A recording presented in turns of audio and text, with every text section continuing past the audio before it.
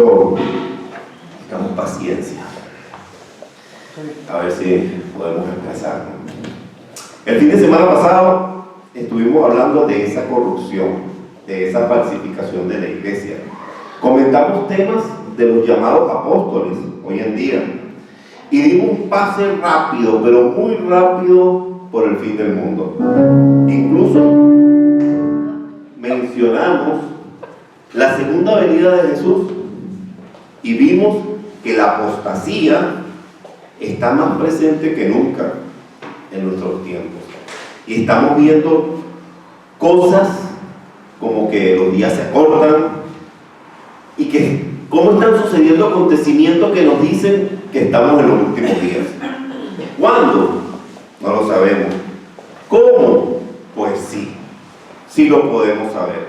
La palabra de Dios expresada en este magnífico libro, que está presente, que está vigente hoy en día, nos puede revelar un poco hasta dónde el Señor tiene dispuesto para nosotros cómo serán esos posteros días, esos posteros tiempos, y cuál será su proceder. Incluso nos permite saber a través de un estudio de cómo serán los eventos, los momentos para ese fin. Luego, en una conversación la semana pasada en familia, compartimos muchísimas interrogantes sobre esos momentos. Y lo primero que quiero expresarles es que la Biblia es un libro completo. Todo lo que Dios necesitaba revelarnos a nosotros se encuentra en la palabra de Dios, en la Biblia.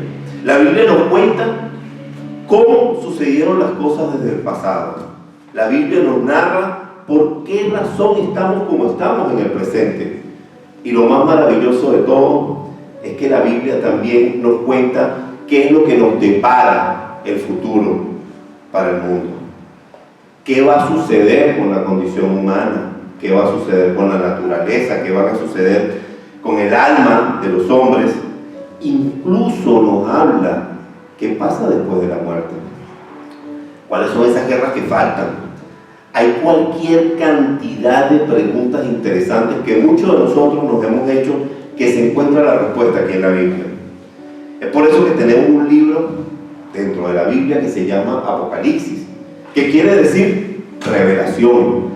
La revelación de donde se revela todo lo que va a suceder en el futuro. Ahora bien, hay muchas doctrinas que se encuentran en la palabra de Dios. ¿Y qué significa la palabra doctrina? Enseñanza. Son enseñanzas que podemos estudiar sistemáticamente, que podemos estudiarlas metódicamente, organizadamente, consecuentemente. Podemos tener entonces con este estudio una definición correcta y concreta. Vamos a poner algunos ejemplos de enseñanza o de doctrina. La enseñanza de la salvación, la del Espíritu Santo, la de la pasión de Cristo, de la muerte en cruz, la doctrina de la resurrección. Pero hay doctrinas que de una forma muy curiosa, pienso que por lo pesada que son, o por lo confrontativa que pueden llegar a ser, se dejan a un lado, incluso ni se mencionan. Y en algunas iglesias hasta se han dejado de utilizar. No se nombran. ¿A qué doctrina me refiero? Por ejemplo, a la doctrina que nos habla del pecado y sus consecuencias, a la doctrina de que por qué razón debemos arrepentirnos, a la doctrina que habla de Satanás, de los ángeles caídos, de los demonios, la doctrina de la ira de Dios. Se habla muchísimo del amor de Dios. De tal manera amó Dios al mundo que entregó a su único hijo. Sí, lo hablamos muchísimo, pero muy poco se habla de la ira de Dios. Cuando la Biblia nos deja muy claro que va a haber un tiempo que se llama la ira de Dios. Cuando la Biblia nos deja esto tan claro, también nos dice la resurrección de los muertos, nos dice que hay un juicio final. Todo esto va a pasar. Y hay una doctrina que pienso que es la principal para todo creyente, es la primera. Para todo creyente que quiera estudiar la palabra de Dios, tiene que conocerla. ¿Y por qué tiene que conocerla? ¿Por qué esta doctrina todo creyente tiene que conocerla? Porque es la doctrina que la semana pasada, en esa reunión familiar, causó tantas dudas. Y había tantas interrogantes en esa reunión familiar donde estuve presente. Es decir, el próximo evento a suceder, ¿qué es lo que sigue de todo lo que estamos viviendo? ¿Qué es lo que todo cristiano está esperando? Dentro del calendario profético, de todo lo que ha sucedido hasta los presentes tiempos, hay un próximo evento importante que se va a llevar a cabo en el mundo entero, donde millones de personas van a desaparecer del mundo entero. Y cuando vemos la tecnología, lo avanzada que está hoy en día, cuando vemos la industria del cine, donde ya de alguna manera están haciendo mención a este acontecimiento, entonces creo que con esto ya saben de qué vamos a hablar hoy, ¿verdad? ¿Ah? ¿O todavía no lo han identificado? Exacto, sí, vamos a hablar del arrebatamiento de la iglesia. Ese es el tema de hoy. Entonces, nos damos cuenta que cada vez que el mundo está más preparado para poder recibir un evento tan importante y que ya el mundo va a tener una respuesta. Ahora bien, les hago yo una pregunta. ¿Nosotros los cristianos estamos dando la respuesta correcta? ¿La enseñanza correcta? ¿La doctrina correcta? ¿Ah? Para que quede grabada, para que queden todos estos medios, en todas estas nuevas tecnologías que hay y donde pueda ser vista después por muchísima gente luego de que esto pase. Para que cuando esto suceda, cuando este evento suceda y ya los cristianos no estemos aquí, las personas que queden sepan y estén claras de lo que sucedió, estamos nosotros diciendo la verdad. Es por esta razón que tenemos que hablar conscientemente y con la única verdad y entender la doctrina del arrebatamiento de la iglesia. Y espero que el día de hoy podamos despejar algunas dudas y que sea hoy un paso para animarnos a escudriñar más sobre el tema, para tener más confianza sobre la certeza y la seguridad de para dónde vamos. Vamos a comenzar. Podemos decir que la doctrina del arrebatamiento tiene un solo fundamento, pero dos columnas. Vamos a ir directo a la radio celestial entonces. Vamos a ir a 1 Corintios 15, del 51 al 53. 1 Corintios 15, del 51 al 53. He aquí os digo un misterio. No todos dormiremos, pero todos seremos transformados. De un momento, en un abrir y cerrar de ojos, a la final trompeta, porque se tocará la trompeta y los muertos serán resucitados, incorruptibles, y nosotros seremos transformados. Porque es necesario que lo corruptible se vista de incorrupción y esto mortal se vista de inmortalidad. Cuando leemos estos tres versículos y no hemos leído nunca la Biblia en el Espíritu, claramente creo que no entendemos absolutamente nada. Por eso les digo que tenemos que ser discípulos de la palabra de Dios, tenemos que estudiar la palabra de Dios constantemente, tenemos que profundizar en ella. Esta revelación se le está entregando a Pablo. Era un misterio. A ninguno de los santos de Dios en el Antiguo Testamento se les reveló. A ninguno se le entregó la doctrina del arrebatamiento. El único apóstol que escribió y fue corintio fue Pablo, el único que recibe esta información. ¿Y qué dice esta información? ¿De qué habla esta información? De que no todos vamos a morir. Incluso que va a llegar una generación, y él habla como si él fuese a estar presente ahí mismo, una generación que va a ser transformados. Quiere decir que en el mundo va a existir una generación que no va a conocer la muerte, que no va a experimentar la muerte, que va a participar en un evento sobrenatural donde no va a conocer la muerte. ¿No les parece genial? Ser parte de esa generación que no experimente la muerte. Dios quiera que entremos en ese paquete, ¿no? A ver si pasa. Ahora bien, ¿por qué Pablo dice un misterio? ¿Por qué él comienza diciendo, he aquí os digo un misterio? Vamos a Daniel 12:4. Daniel 12:4. Dice, pero tú, Daniel, cierra las palabras y sella el libro hasta el tiempo del fin. Muchos correrán de aquí para allá y la ciencia aumentará. La frase cierra las palabras y sella el libro se refiere a preservar el texto de Daniel hasta el fin del mundo, hasta los tiempos del fin. Era necesario hacerlo, porque en el fin de los días muchos correrán de aquí para allá buscando respuestas que se encontrarán en esa profecía de Daniel. Además, en aquel día la ciencia aumentará, lo cual posiblemente se refiera a que lo profetizado por Daniel se entenderá claramente, y que algunos observadores informados reconocerán que dichas predicciones, las de Daniel, se han cumplido. Y cuando estudiamos otros escritores de la Biblia, vemos que muchos quisieron entender algunas cosas, pero no todos tenían la revelación completa, no tenían la iluminación completa para entender la revelación. Muchos quisieron entender algunas cosas, pero como dice el proverbio, la senda del justo es como la luz de la aurora, que va en aumento hasta el día perfecto.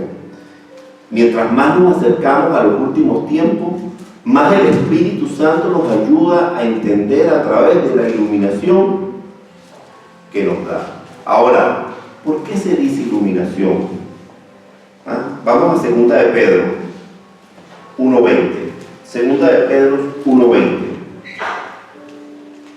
2 de Pedro 1:20 dice, entendiendo primero esto, que ninguna profecía de la Escritura es de interpretación privada. O sea, no es para que yo lo lea y diga, yo creo que dice esto, por esto, que dice tal cosa. No. Que ninguna profecía de la Biblia es de interpretación privada. Pero sigamos leyendo el 21, que sigue. Porque nunca la profecía fue traída por voluntad humana, sino que los santos hombres de Dios hablaron siendo inspirados por el Espíritu Santo. ¿Qué quiere decir? Si nosotros queremos saber qué va a suceder en el mundo, qué va a suceder con la naturaleza, qué va a suceder con los gobiernos, qué va a suceder con la ciencia, con la genética, con los países, con las profecías, todo lo que queramos saber, aquí nos lo muestra. La Biblia nos lo muestra. Porque tenemos la palabra profética más segura. ¿Qué necesitamos entonces?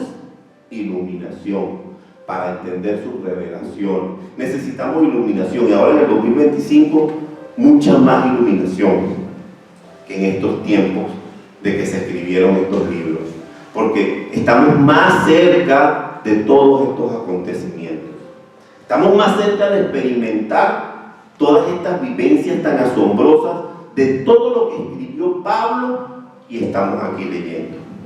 Esa es la primera columna del fundamento del arrebatamiento.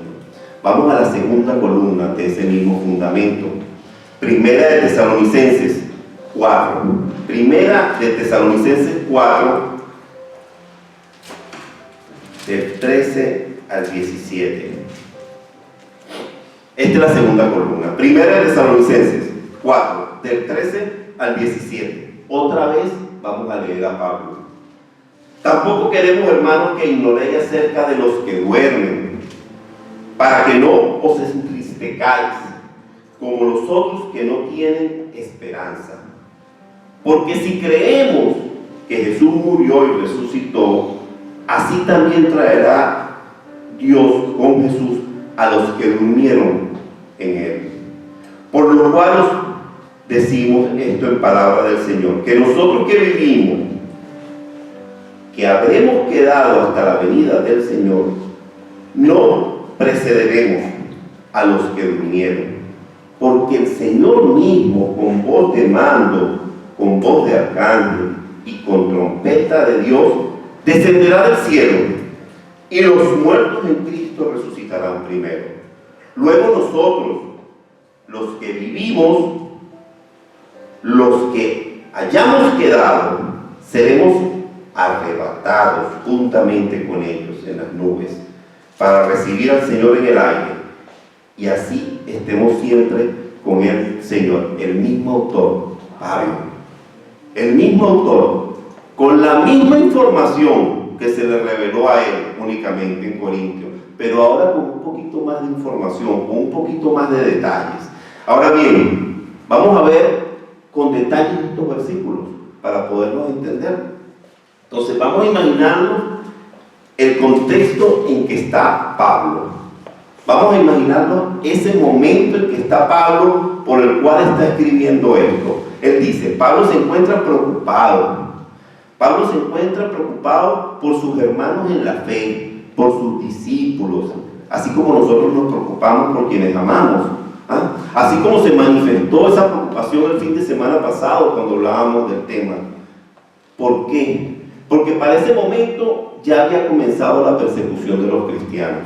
Para el momento que Pablo escribe esto y que está sucediendo esto, ya había comenzado la persecución de los cristianos. Ya existían mártires que murieron por Cristo. Ya existían quienes no negaban a Cristo y morían. Entonces Pablo comienza a ver la tristeza de sus hermanos, la preocupación de los que están vivos, y entonces comienza diciendo, brother, o sea, hermano, no quiero que ignoren lo que está pasando con las personas que ya murieron con Cristo. Ojo, no se confunda aquí cuando dice dormir, ¿ok? Porque hay personas que erróneamente dicen que cuando una persona muere está inconsciente, ¿ok? ¿Por qué lo digo?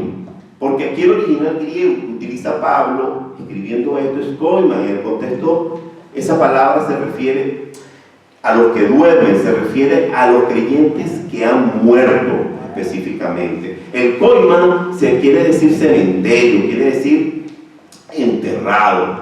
Es decir, que lo que dice Pablo es que yo no quiero que ustedes ignoren lo que sucede con los hermanos en Cristo cuando mueren. Eso es lo que le está diciendo Pablo. No lo ignoren. Ahora bien, Pablo coloca un condicionante en el versículo 14. Un pequeño condicionante que dice, porque si creemos que Jesús murió y resucitó, así también traerá Dios con Jesús a los que murieron, a los que durmieron en él. Si tú crees que Cristo murió y resucitó, es decir, si tú eres cristiano y crees en Cristo y tu fe está cimentada en un hecho sobrenatural, ¿no? Que fue la muerte y la resurrección. Si tú eres cristiano, aceptas que Cristo murió, pero también resucitó, a los 3 días resucitó, entonces Pablo aquí da un condicional. Si tú crees que Cristo murió y resucitó, entonces, hermano, tú también crees que Él vendrá y va a traer a los que durmieron en Él, a los que murieron por Él. Quiere decir, desde que estuvo el día de Pentecostés, que el Espíritu Santo desciende, en el libro de Hechos lo detalla con lujo de detalles completo. Desde allí comienzan a morir en Cristo, porque tienen el Espíritu Santo morando en él. Desde ese tiempo hasta el presente, un cristiano que muera ayer, que muera hoy, que muera mañana, de una vez va al cielo con Cristo. De una vez pasa a tener una relación presencial, visible con Cristo. Existen muchas porciones de la Biblia que lo hablan, muchísimas, pero yo creo que una de las más profundas es esta que vamos a leer. Juan 17:24. Juan 17:24. Existen muchísimas.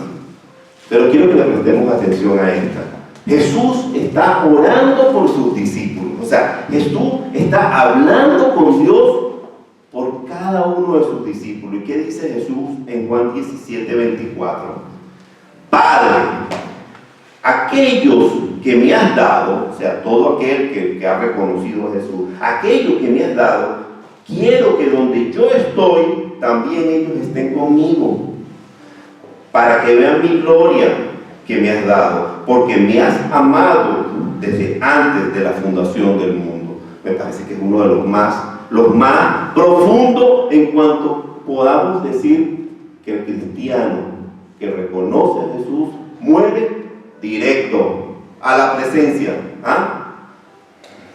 Pero cuando Cristo comience a bajar, va a bajar cuando esté en el aire, como lo dice el versículo 17 de 1 de Corintios, que veíamos anteriormente, 1 de Corintios 4, 17, que dice: luego nosotros, los que vivimos, los que hayamos quedado, seremos arrebatados juntamente con ellos en las nubes, para recibir al Señor en el aire. Va a bajar. Él va a bajar con todos los que murieron en Cristo. Es decir, van a recibir su cuerpo, porque en Corintios dice: esto corruptible, se refiere al cuerpo, esto corruptible, esto que las células se están desgastando, esto que envejece, esto que es la carne, esto que es mortal, es necesario que se transforme en inmortal, lo corruptible en incorruptible. Entonces, lo que nos muestra aquí es lo siguiente. A ver si me explico. Cristo, en el momento del arrebatamiento, baja con los que ya murieron en Él, con los que murieron. Toma su cuerpo glorificado, y los que estemos o estén vivos, seremos arrebatados. Arrebatados, no experimentaremos muerte. El versículo 17 dice la palabra arrebatado, que viene del original zarpazo, que quiere decir arrancar súbitamente, llevar de repente, secuestrar. Va a ser algo en cuestiones de segundo, donde en ese momento va a arrancar a su iglesia súbitamente el Señor Jesús. Ahora, es muy importante algo aquí. Que no se confunda esto, que no se confunda el arrebatamiento con la segunda venida de Cristo. Dice: vendrá el Señor, sí, pero para recibir en el aire. Cristo no toca la tierra. Cristo no toca la tierra. En el aire, que nosotros vamos a experimentar eso. Vamos a escuchar una voz de mando, una voz de arcángel, y con una trompeta que nos va a llamar desde el aire, y en un momento, en un abrir y cerrar de ojos, al sonido de esa trompeta, vamos a ser transformados. Yo no sé si ustedes, yo no sé si muchos, pero bueno, yo tuve que verla varias veces. Hay una película que se llama Los Avengers, no sé si la han visto. En esa película hay un personaje que se llama Thanos, que logra conseguir todas las esferas, todas las gemas, y se las pone en un puño. Y él chasquea los dedos y desaparece un porcentaje grandísimo de personas. Incluso hasta el mismo Spider-Man desaparece. Eso que muestra Thanos es una representación del arrebatamiento. No sé si lo habían visto. Eso tiene un cimiento bíblico.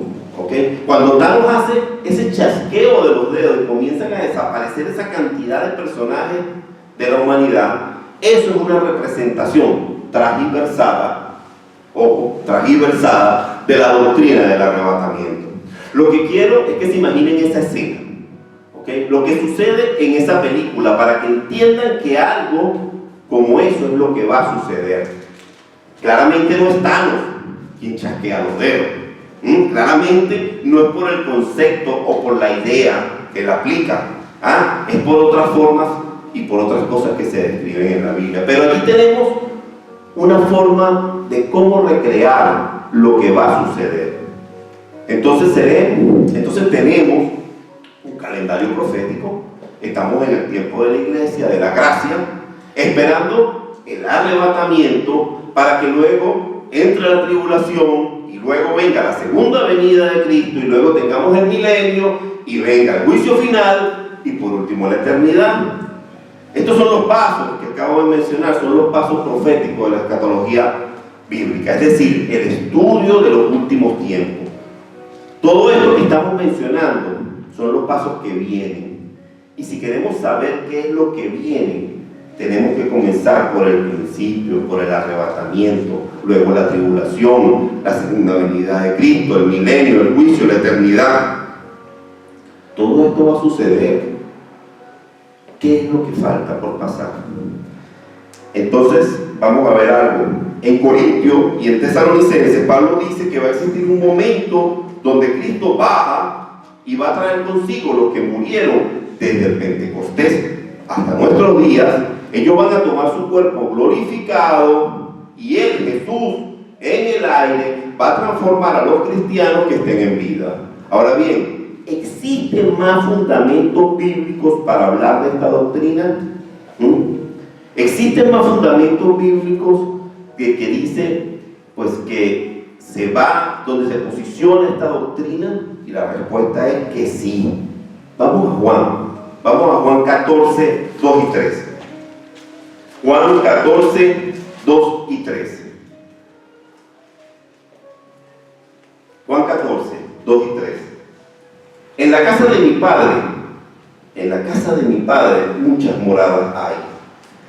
Si así no fuera, yo os hubiese dicho, voy pues a preparar lugar para vosotros. Y si me fuere y os prepararé lugar, vendré otra vez y os tomaré a mí mismo, para que donde yo estoy, vosotros también estéis. Miren lo que dice aquí Cristo. Qué interesante cuando Cristo dice, ¿saben? Yo voy a regresar. Él está diciendo a sus discípulos, no se preocupen, yo voy a ir al cielo, voy a preparar morada para ustedes. Es decir, Cristo está trabajando para nosotros, esperándonos a nosotros, pero hay que prestarle mucha atención aquí donde viene la parte que dice, vendré otra vez y os tomaré a mí mismo. ¿Qué quiere decir esto? Lo voy a recibir de cerca. ¿Por qué cerca? Porque va a estar en el aire. ¿Por qué dice que Cristo va a venir otra vez y va a tomarse a sí mismo? Bueno, la respuesta la encontramos aquí mismo.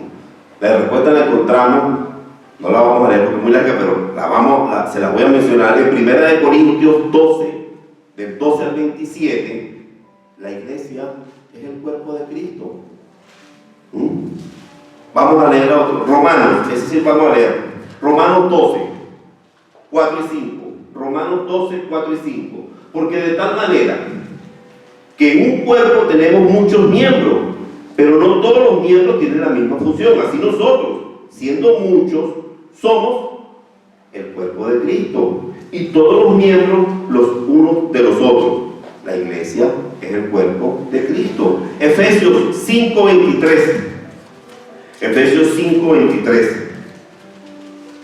Efesios 5:23.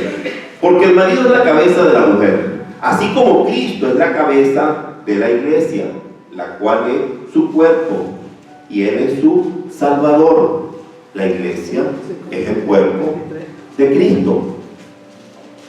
Estamos unidos con Cristo. Desde que Él murió, resucitó, llegó el día de Pentecostés, recibimos a su Espíritu Santo y mora con nosotros y en nosotros. Nosotros somos el cuerpo de Cristo. Y es tan íntimo lo que les estoy diciendo, es tan íntimo esto, que Cristo declara que va a venir y nos va a tomar a sí mismo, porque somos su cuerpo.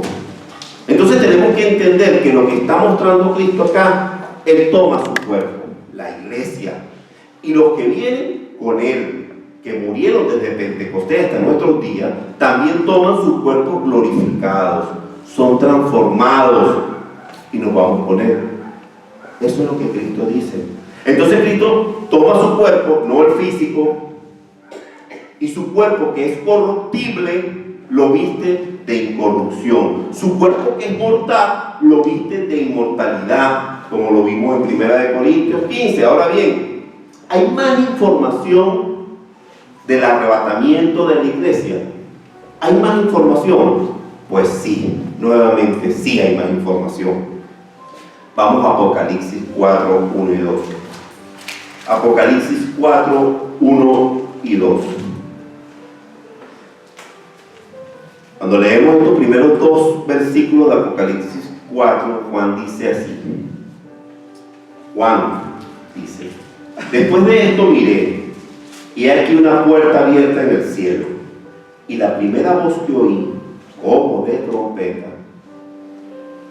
hablando conmigo, dijo: sube acá, y yo te mostraré las cosas que sucederán después de estas. Y al instante, yo, Juan, al instante, estaba en el Espíritu, y he aquí un trono establecido en el cielo, y en el trono uno sentado. Juan, que escribió el Apocalipsis estando exiliado allá en la isla de Patmos, y él dice que escucha una voz de trompeta, como dice Tesalonicenses también, y esa voz solamente le da una orden: sube acá. ¿Por qué sube? Porque Cristo está en el aire. Al instante ya Juan estaba en el Espíritu. Esto es una representación de lo que va a suceder con el arrebatamiento. En el momento que escuchemos esa voz, sí, nosotros esperemos. Si tú de verdad tienes una transformación y tienes el Espíritu Santo morando dentro de ti, en un segundo escucharás la voz de trompeta, estarás al instante en el Espíritu viendo el trono de Dios establecido en los cielos. Ahora, aquí es muy importante reconocer algo también. Una pregunta que muchísimo se da: ¿estamos inconscientes después de morir? ¿Estamos dormidos como se nos ha enseñado muchas veces? Pues les tengo que decir que no lo estamos. Pues no estamos inconscientes. Hablamos, vemos, oímos, estamos conscientes de lo que está sucediendo en la tierra. Y ustedes dirán ahí: bueno, Rubén, ahora sí es verdad que llegó hasta ahí, ¿verdad? Se volvió loco. ¿En qué te basas? Bueno, la Biblia nos lo dice. Vamos a Apocalipsis 6, 9 y 11. El mismo Juan. Apocalipsis 6, 9 y 11. Cuando abrió el quinto sello, vi bajo el altar las almas de los que habían muerto por causa de la palabra de Dios y por el testimonio que tenían, los que habían reconocido. Y clamaban a gran voz diciendo, o sea, hablaban, y clamaban a gran voz diciendo: ¿hasta cuándo, Señor santo y verdadero, no juzgas y venga nuestra sangre en los que moran en la tierra? ¿Por qué no juzgas ya nuestra sangre? Le están hablando a Dios, le están diciendo: ¿hasta cuándo, Señor? Reclamándole a Dios. Eso lo vio Juan. Y se le dieron vestiduras blancas, y se le dijo que descansasen todavía un poco de tiempo, hasta que se completara el número de los consiervos y sus hermanos, que también habían de ser muertos con ellos. Juan dice que aquí que vio almas en el cielo vestidas, o sea, tiene un cuerpo, conversando con Dios y preguntándole a Dios: ¿hasta cuándo vas a permitir eso que está sucediendo en el mundo? O sea, pidiendo una vindicación de justicia por la maldad tan exagerada que hay en el mundo. Entonces, cuando alguien te diga que un cristiano muere y está inconsciente, y tristemente sí, hay pastores, hay iglesias que lo dicen, tienes que decirle: mi amigo, vaya y lea Apocalipsis 6. Para que vea qué fue lo que Juan vio cuando estaba en el Espíritu en el cielo. Y ve almas interactuando con memoria, con voz, con observación, conversando con Dios y diciéndole lo que está sucediendo en la tierra. Ahora bien, cabe otra pregunta aquí. ¿Cómo sabemos que el arrebatamiento será antes que la tribulación? Cabe destacar que voy a compartir una postura pretribulación. Yo pienso que el arrebatamiento es antes de la tribulación. Pero existen otros hermanos en la fe que creen que es posterior a la tribulación, es decir, que la iglesia atraviesa la ira de Dios. Yo no lo creo, hay otros que lo creen, lo contrario. La postura de la que estoy hablando es una postura pretribulación. Y en lo que me baso para decir que el arrebatamiento de la iglesia es antes de la tribulación, lo vamos a ver en 2 de Tesalonicenses 2 y 6. 2 de Tesalonicenses 2 y 6. Primero. Y ahora, vosotros sabéis lo que lo detiene, a fin de que a su debido tiempo se manifieste. Porque ya está en acción el ministerio de la iniquidad, el ministerio de la maldad. Solo que hay quienes al presente lo detienen hasta que él a su vez sea quitado de en medio.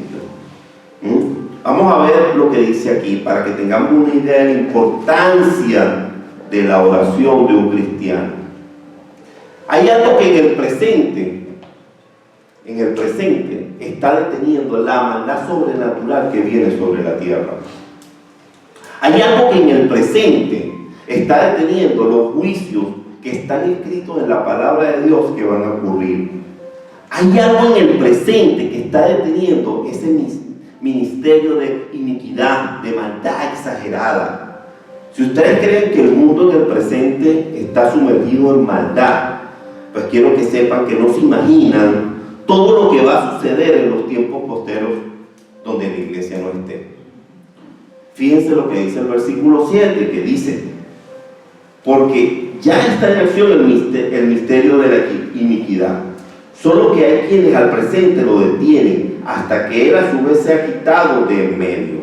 Porque ya está en acción el misterio de la iniquidad, solo que hay quienes en el presente están deteniendo algo. Cuando esto algo sea quitado de en medio, no va a haber nada que detenga toda desgracia, toda maldición, todos los juicios que vienen sobre la tierra. Vamos a ver Mateo 5:13. A ver qué dice. Mateo 5:13. Mateo 5:13. Vosotros sois la sal del mundo. Pero si la sal se desvaneciese, ¿con qué será salada? No sirve más para nada, sino para ser echada afuera y hollada por los hombres, pisoteada. Ustedes son la sal del mundo.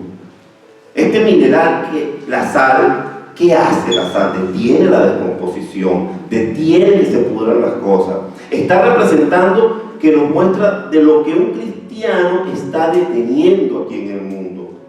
Cuando oramos por nuestro país, cuando oramos por nuestra familia, cuando oramos por nuestros trabajos, cuando oramos por nuestros enemigos, cuando oramos por el mundo entero, estamos deteniendo algo, porque somos sal.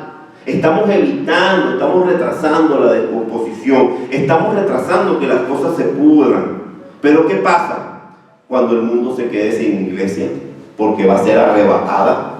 ¿Qué pasa cuando se quite del medio la iglesia? ¿Qué pasa cuando se quite del medio la sal?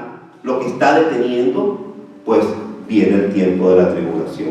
7 años para desgracia en el mundo. 7 años que sabemos que va a pasar.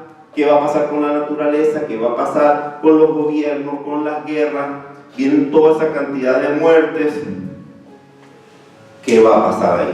Entonces tenemos que estudiar el futuro también, porque tenemos cómo estudiarlo a través de la palabra de Dios. Ahora bien, para seguir fundamentando que el arrebatamiento de la iglesia es antes de la tribulación, vemos lo siguiente. En todo el libro del Apocalipsis, en el capítulo 1, 2 y 3 del Apocalipsis, se menciona la palabra iglesia 19 veces. Las podemos contar. En el capítulo 1, 2 y 3, 19 veces se menciona la palabra iglesia. Y después del capítulo 1, 2 y 3, no se menciona más la palabra iglesia. Hasta el capítulo 22. ¿Por qué razón no se menciona? Porque en los capítulos del 4 al 21, donde se narra con lujo de detalles la tribulación, donde se narran los juicios que vienen para el mundo, para la humanidad, en estos capítulos del 4 al 21, que narran todo lo que va a suceder en el mundo, no se menciona la palabra iglesia. ¿Pero por qué razón? Porque no va a estar. No va a estar la iglesia. Ojalá ninguno de nosotros nos quedemos. Ojalá tengamos toda la necesidad de conocer más a Cristo, de recibir a su Espíritu Santo y de arrepentirnos y decirle: Señor, yo me quiero ir contigo porque ni loco me quiero quedar yo para este desastre. Ojalá podamos tener nosotros ese pensamiento.